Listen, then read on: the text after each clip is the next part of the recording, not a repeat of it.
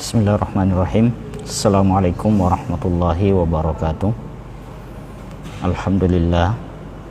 Alhamdulillahi rabbil alamin.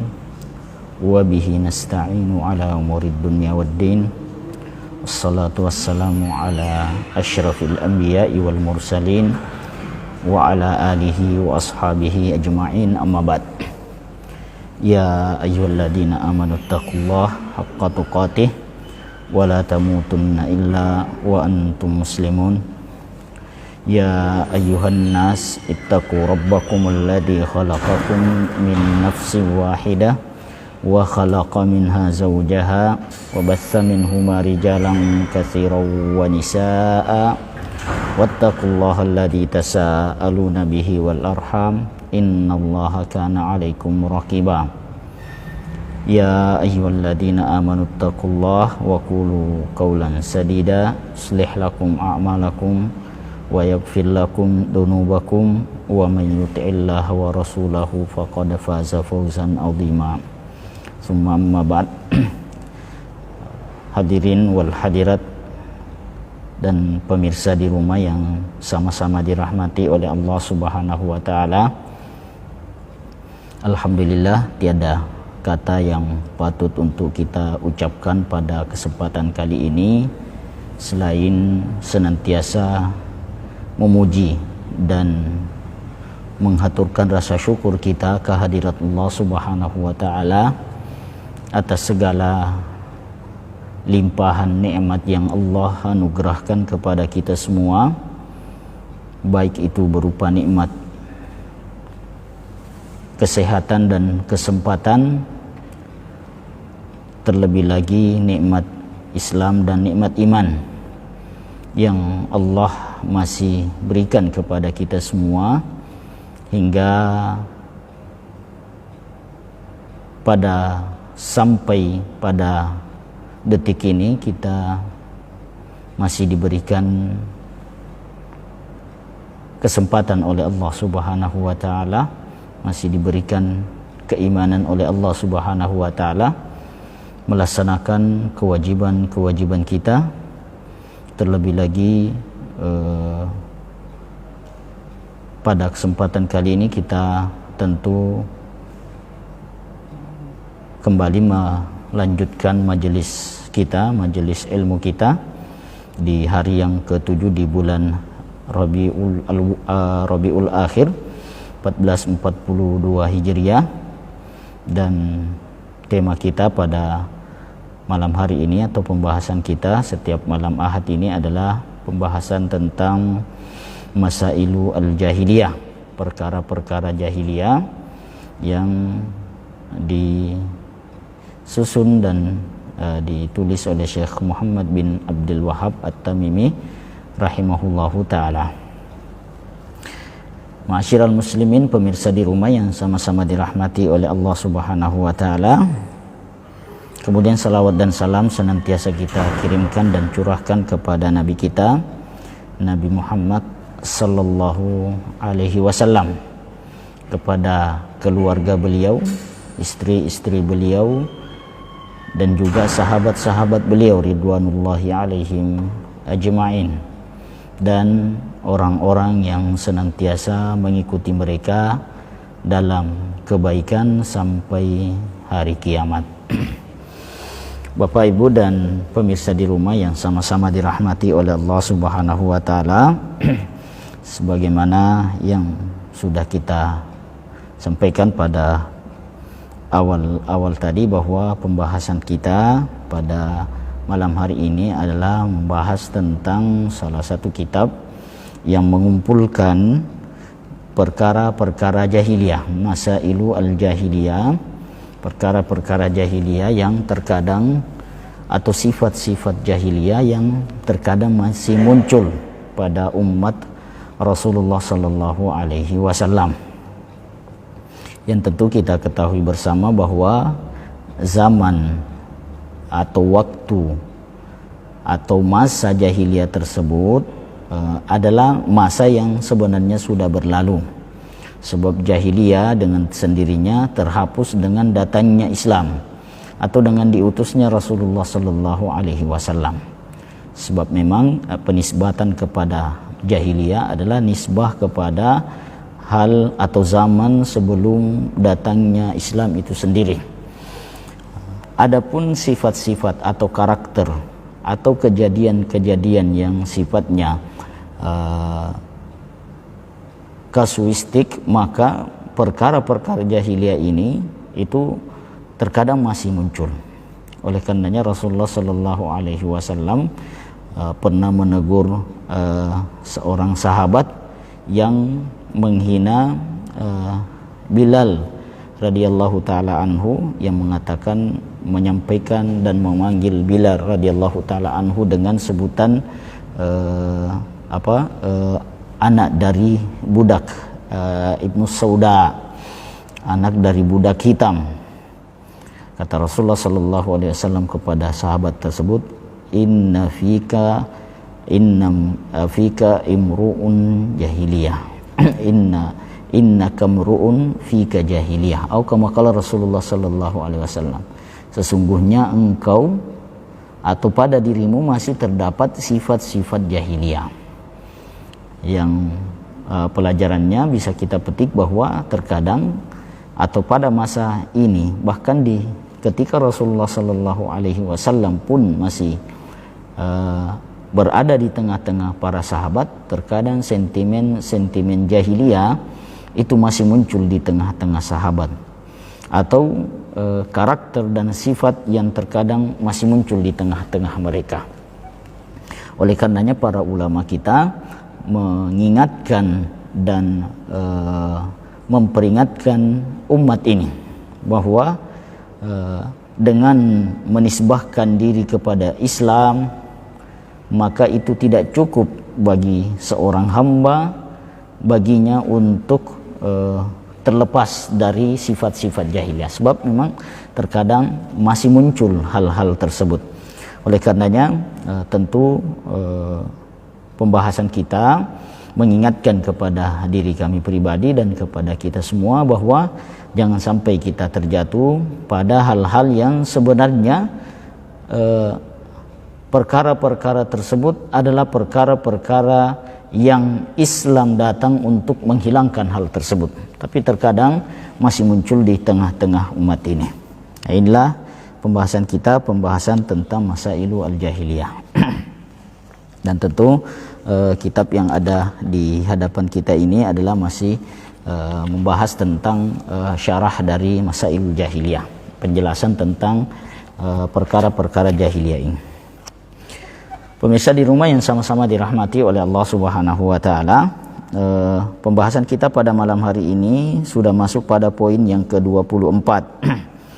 Pada poin sebelumnya, poin yang ke-23, sedikit kita murajaah, al-insirafu an hidayatid din ila ma yukhallifuha, atau berpaling dari petunjuk din kepada yang menyelisihinya. Ini perkara yang ke-23 yang sudah kita jelaskan pada pertemuan sebelumnya, bahwa salah satu sifat jahiliyah yang kadang masih muncul adalah justru menolak petunjuk-petunjuk agama dan mengambil petunjuk-petunjuk yang justru bertentangan dengan petunjuk syariat tersebut. Ada hukum, ada perintah, ada anjuran, ada himbauan, ada arahan dari syariat kita, tapi justru kita mengambil hal-hal yang bertentangan dengan hal tersebut. Misalnya ketika disebutkan oleh Allah Subhanahu wa taala, wa idza qila lahum ta'alu ila ma anzalallahu wa ila rasul qalu bal nattabi'u ma alfaina alaihi aba'ana.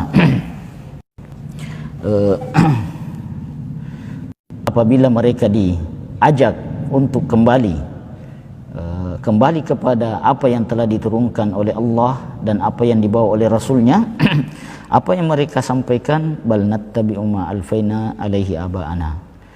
Tidak, kami tidak mau itu.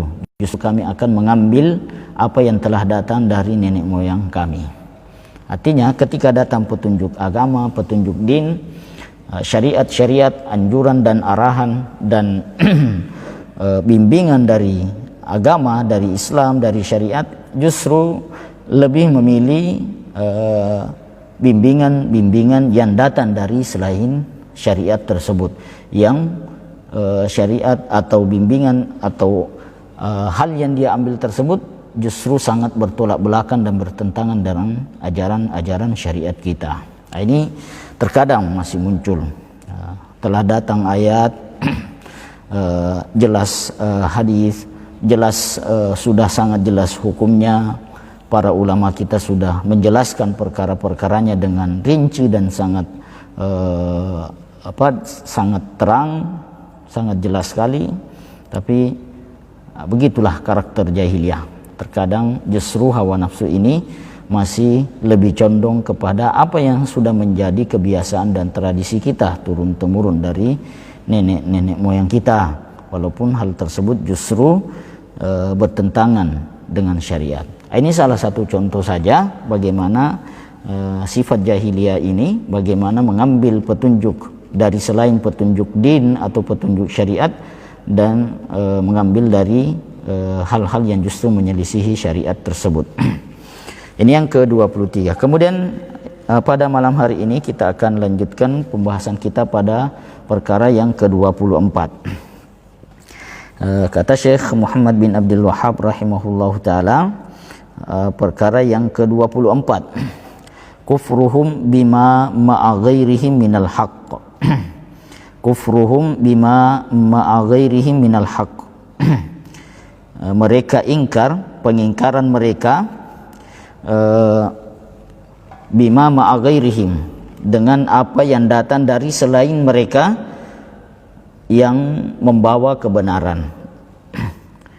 Kufruhum bima ma'a ghairihim minal haqq. Mereka mengingkari kebenaran ketika kebenaran itu datang dari selainnya, selain mereka atau kelompok mereka. Ini perkara yang ke-24. Artinya timbangan-timbangan kebenaran menurut menurut mereka atau yang perkara jahiliyah ini adalah apabila datang kebenaran selain datang dari kelompoknya atau afiliasinya atau apapun itu, sukunya, bangsanya, negaranya, kelompoknya, organisasinya, ketika datang kebenaran di luar dari tempatnya berafiliasi, maka pasti dia akan mengingkarinya. Pemirsa di rumah yang sama-sama dirahmati oleh Allah Subhanahu wa taala, inilah yang biasa disebut dengan at-ta'assub, munculnya fanatisme dan biasa disebut dengan fanatisme jahiliyah, ta'assub pada kelompok, organisasi, jamaah ataupun ta'assub kepada individu-individu, apakah itu guru, ustadz, kiai, seorang ulama, seorang syekh dan yang selainnya. Dan apabila kebenaran atau datang sebuah kebenaran yang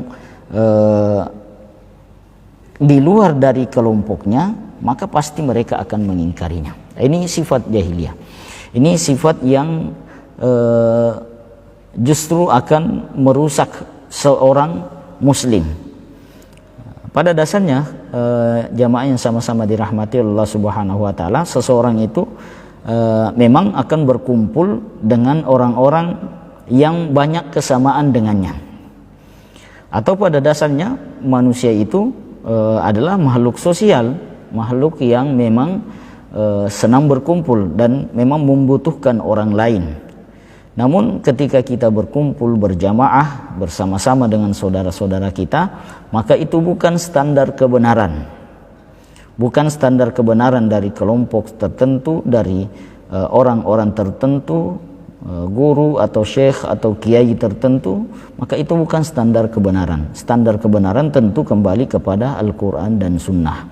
Ini yang disebutkan oleh Syekh bahwa muncul atau sifat jahiliyah yang terkadang muncul pada pribadi seorang muslim itu adalah ketika datang sesuatu yang datang kebenaran yang di luar dari kelompoknya, apakah jamaahnya, ustadznya atau kiainya atau sukunya dan yang selainnya, maka mereka akan mengingkarinya. Baik, kata pensyarah Ar-Rabi'atu wal Ishrun, pensyarah penjelasannya mengatakan yang ke-24 innahum lamma iftaraku, sesungguhnya ketika mereka berpecah-pecah, berkelompok-kelompok dan ini sudah menjadi sunnatullah, bahwa bahkan telah diisyaratkan oleh Rasulullah sallallahu alaihi wasallam, iftaraka yahudu ala ihda wa sab'ina millah wa waftarakan nasara ila ithna wa sab'ina millah wa sataftariku ummati ala thalathi wa sab'ina millah kulluhum finnar illa millatun wahidah atau kama qala Rasulullah sallallahu alaihi wasallam. Orang Yahudi akan terpecah menjadi 71 golongan. Orang Nasrani akan terpecah menjadi 72 golongan. Dan umatku akan terpecah menjadi 73 golongan. Kulluhum finnar, kata Rasulullah. Semuanya akan masuk ke dalam neraka. Kecuali satu kata Rasulullah sallallahu alaihi wasallam. Inilah kelompok yang biasa disebut dengan kelompok Ahlus Sunnah wal Jamaah, kelompok At-Taifatu Al-Mansurah, kelompok Salafus Saleh, dan nama-nama yang disebutkan oleh para ulama kita.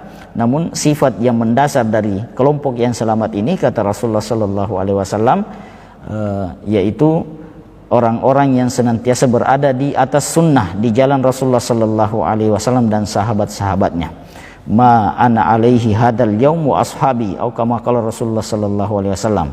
Ketika ditanya siapa yang selamat itu ya Rasulullah, yaitu siapa yang berada di atas jalanku hari ini dan jalannya sahabat-sahabatku. Maksudnya siapa yang mengikuti jalannya Rasulullah, sunnahnya Rasulullah ataupun sunnahnya para sahabat.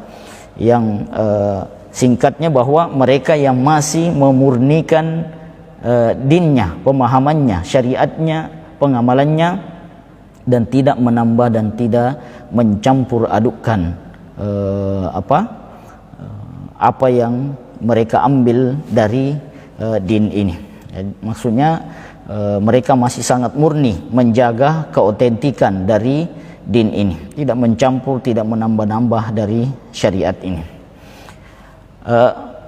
Itu yang disebutkan oleh Rasulullah sallallahu alaihi wasallam, bahwa memang sudah menjadi sunnatullah bahwa umat beliau akan terpecah menjadi 73 golongan. Bahkan salah satu doa pernah Rasulullah sallallahu alaihi wasallam berdoa dengan 3 perkara. Dua doa Rasulullah sallallahu alaihi wasallam diterima oleh Allah, diijabah oleh Allah. Satu doa yang ditolak oleh Allah Subhanahu wa taala. Ditolak dalam artian memang sudah seperti itu. Artinya itu sudah merupakan ketentuan dari Allah Subhanahu wa taala. Apa itu? Rasulullah sallallahu alaihi wasallam berdoa agar supaya umatnya tidak terpecah, tapi Allah Subhanahu wa taala sudah menakdirkan bahwa akan terpecah, akan berkelompok-kelompok dan terpecah umat ini. Bahkan kata Rasulullah sallallahu alaihi wasallam menjadi 73 golongan. Jadi kata pensyarah, innahum lamma iftaraku, ketika mereka berkelompok-kelompok, berpecah-pecah itu, wa kullu ta'ifatin la taqbalu minal haqqi illa ma qalathu ta'ifatuhum. Setiap kelompok tersebut tidak akan menerima kebenaran kecuali apa yang disampaikan atau apa yang datang dari kelompok-kelompok mereka. Jadi masing-masing kelompok itu fanatik dengan kelompoknya, masing-masing orang fanatik dengan kelompoknya, sehingga ketika datang kebenaran dari luar kelompoknya, maka mereka tidak akan menerimanya. Ini yang disebutkan. Ini inti dari atau penjelasan dari poin yang ke-24 ini. Wa kafaru bima ma'a ghairihim minal haqq, dan mereka kafir, ingkar kepada kebenaran yang datang dari mereka atau datang dari luar kelompok mereka. Qala ta'ala, beliau memberikan contoh tentang hal ini. Firman Allah Subhanahu wa taala di Quran surah Al-Baqarah ayat yang ke-113. Allah Subhanahu wa taala berfirman, wa qalatil yahudu laisatin nasara ala syai'. Wa qalatin nasara laisatil yahudu ala syai'. Orang-orang Yahudi berkata bahwa orang-orang Nasrani itu tidak ada sedikit pun kebenaran pada mereka. Wa qalatin nasara laisatil yahudu ala syai', dan begitu juga orang Nasrani berkata bahwa orang Yahudi tidak mempunyai kebenaran sedikit pun. Artinya masing-masing kelompok mengklaim dirinya pembawa kebenaran, dan apa yang datang dari luar mereka maka mereka menganggap itu tidak ada atau tidak diterima oleh mereka. Nah, ini sifat mereka. Nah, bahkan Allah Subhanahu wa taala menyebutkan orang-orang Yahudi dan orang Nasrani saling mengklaim bahwa masing-masing di antara mereka membawa kebenaran, dan apa yang dibawa oleh di luar mereka adalah sebuah kesesatan, sebuah penyimpangan-penyimpangan. Masyarakat muslimin dan pemirsa di rumah yang sama-sama dirahmati oleh Allah Subhanahu wa taala. Maka ketika kita membawa hal ini kepada perkara umat ini, maka sifat-sifat ini atau salah satu contoh praktiknya adalah ketika senantiasa menganggap kelompok-kelompok yang di luarnya itu salah, dan standar kebenaran bagi mereka adalah kelompoknya. Apa yang datang dari kelompoknya maka itulah kebenaran, apa yang di luar dari kelompoknya maka itulah kebenaran. Pemirsa di rumah yang sama-sama dirahmati oleh Allah Subhanahu wa taala, tentu yang kita maksud kelompok di sini bukan cuma sekedar jamaah, bukan cuma sekedar organisasi, bukan cuma sekedar perkumpulan-perkumpulan, tapi juga terkadang hal-hal ini, yang seperti ini muncul pada figur-figur yang mungkin dianggap sebagai orang yang didengar di tengah kelompok mereka. Misalnya seorang kiai, seorang ustadz, seorang ulama yang justru memang dianggap sebagai figur, kemudian dikultuskan sehingga perkataannya lah yang menjadi standar kebenaran. Walaupun mungkin orang tersebut, guru tersebut, ulama tersebut tidak pernah mengklaim dirinya bahwa pemegang mutlak kebenaran, tapi terkadang salah dipahami oleh orang-orang yang belajar padanya, sehingga murid-muridnya lah yang mengkultuskan guru-gurunya, kiai-kiainya, ustadznya, sehingga standar kebenaran apa yang datang dari gurunya, apa yang dia dengar dari gurunya, apa yang merupakan penjelasan dari gurunya, yang berbeda dan atau yang datang membawa perbedaan dengan apa yang telah disampaikan oleh guru atau ustadznya, maka itu akan salah atau dianggap sebagai penyimpangan-penyimpangan. Ini masuk dalam perkara-perkara yang kita bahas pada malam hari ini. Kemudian lanjutan ayat, wahum yatlunal kitab, padahal mereka orang-orang Yahudi dan Nasrani itu membaca kitab. Artinya mereka adalah orang-orang yang telah diberikan kitab oleh Allah Subhanahu wa taala. Bahkan sebenarnya dalam kitab-kitab mereka pun sebenarnya informasi-informasi tentang tentang misalnya orang Nasrani terhadap orang Yahudi atau orang Yahudi terhadap orang Nasrani itu sebenarnya mereka baca dalam kitab-kitab mereka. Bahkan informasi tentang Rasulullah Sallallahu Alaihi Wasallam pun mereka telah mengetahuinya. Alladzina atainahumul kitaba ya'rifunahum kama ya'rifuna abna'ahum. Sesungguhnya orang yang telah diberikan kitab itu mengenal Rasulullah Sallallahu Alaihi Wasallam melebihi mereka mengenal anak-anak mereka. Artinya mereka sudah penjelasan tentang datangnya Rasulullah Sallallahu Alaihi Wasallam, ciri-ciri fisiknya, orangnya, dari suku mana, tempatnya, itu telah diketahui oleh mereka. Tapi Sekali lagi, karena justru Nabi yang datang diutus sebagai Rasul terakhir, yang sebenarnya mereka sudah tunggu-tunggu tersebut, datang karena bukan dari golongan mereka, bukan dari kalangan Bani Israel, justru datang dari kalangan Arab. Maka dengan itu mereka menolak Rasulullah Sallallahu Alaihi Wasallam. Padahal mereka, ini yang kita sebutkan, wahum yatlunal kitab, padahal mereka membaca kitab. Kadzalika qala alladziina la ya'lamuuna misla qaulihim fallahu yahkumu bainahum yaumal qiyamah fima kanu fihi yakhtalifun. Baik, kemudian kata beliau, wala syakka anna hadza min khisalil jahiliyah, maka tidak diragukan lagi ini merupakan bagian dari sifat-sifat jahiliyah, dan itu sangat kental sekali. Nah, sebagaimana yang kita sebutkan tadi bahwa fanatisme kesukuan, fanatisme kelompok, kabilah sebelum datang Islam itu merupakan sesuatu yang sudah mutlak bagi mereka, sehingga menganggap kelompoknya lah yang paling benar, sukunya lah yang paling benar, itu sudah merupakan sesuatu yang mutlak bagi mereka. Maka kata penulis, maka tidak diragukan lagi sifat yang seperti ini adalah merupakan bagian dari sifat-sifat jahiliyah. Wa alaihil yaum katsirun minan nas, dan pada hari ini maka banyak kita dapatkan dari orang-orang la ya'taqidul haqqa illa ma'ahu, mereka tidak meyakini kebenaran kecuali apa yang datang dari mereka. Artinya suatu kebenaran diklaim hanya milik kelompok atau gurunya atau organisasi dan jamaahnya. Selainnya maka itu dianggap atau bahkan memang ditolak kebenaran tersebut. La siyama arbabal madzahib. Apalagi arbabal madzahib. Arbab artinya pemuka-pemuka ini bercerita tentang fanatisme mazhab. Kita agak lupa sedikit tadi menyinggung tentang perkara-perkara fanatisme mazhab. Kita lebih banyak tertuju kepada kelompok, tapi justru kita agak lupa tadi menjelaskan tentang perkara mazhab ini. Bahkan perkara fanatisme mazhab ini itu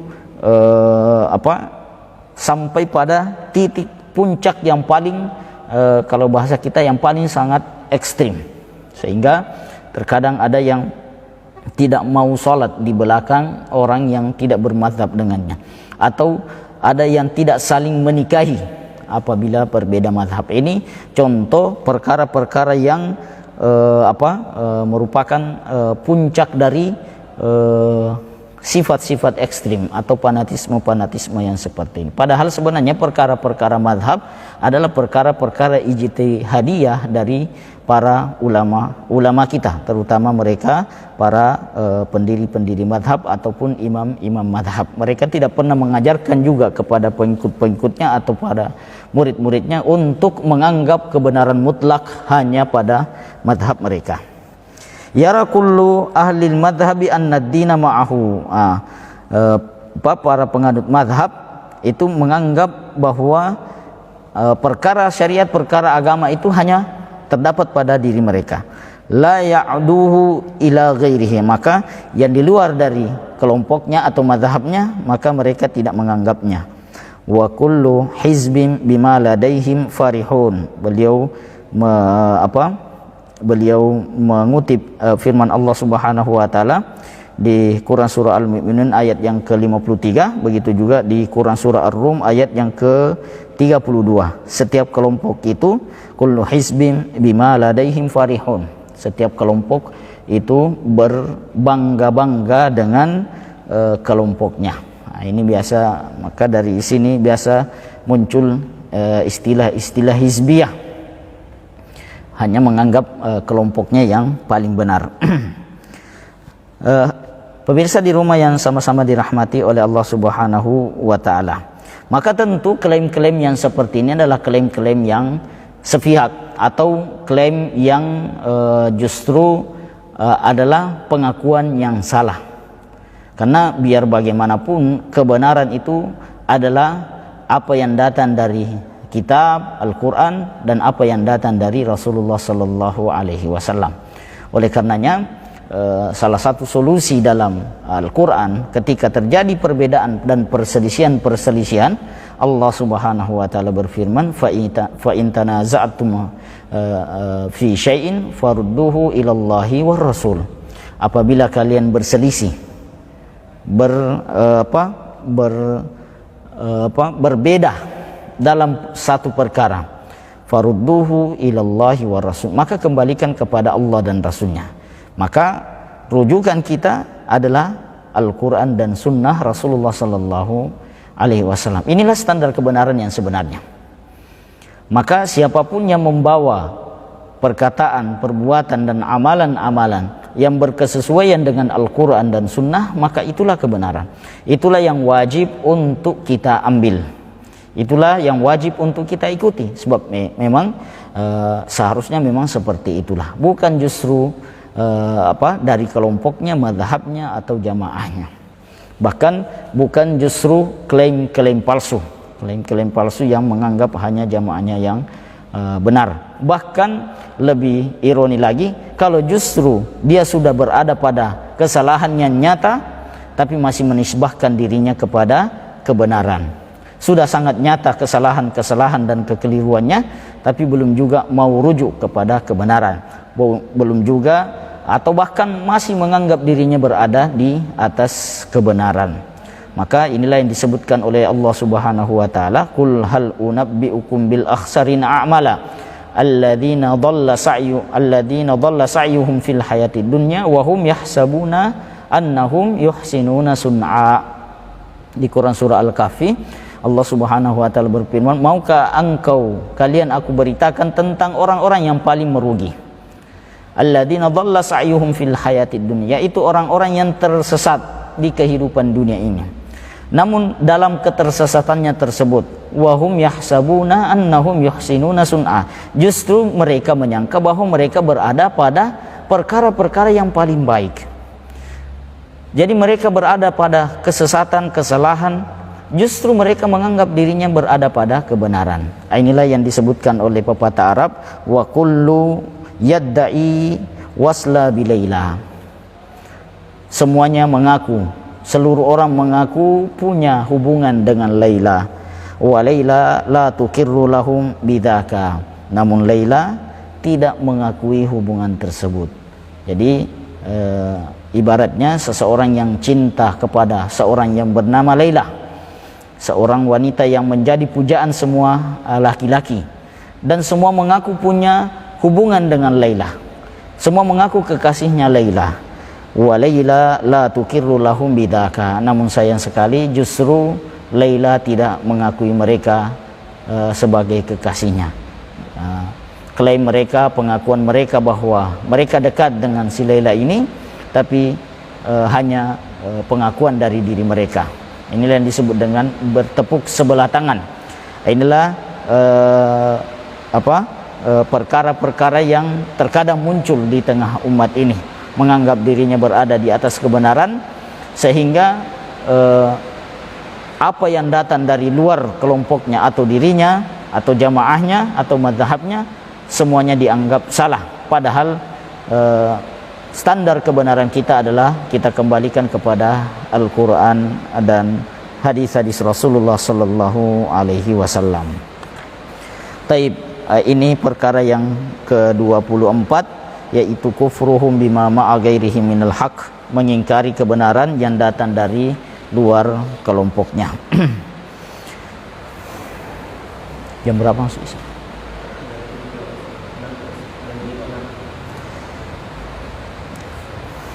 Taib, kita lanjutkan sedikit karena masih ada waktu. Perkara yang ke-25, kata Syekh Muhammad bin Abdul Wahhab rahimahullahu taala, iddi'a'u kulli ta'ifatin hasaral haqqa fiha atau hasaral haqqu fiha. Pengakuan setiap kelompok bahwasanya kebenaran hanya berada pada dirinya. Jadi perkara yang ke-25 ini pembahasan hampir sama dengan atau menjelaskan tentang perkara yang ke-24 tadi.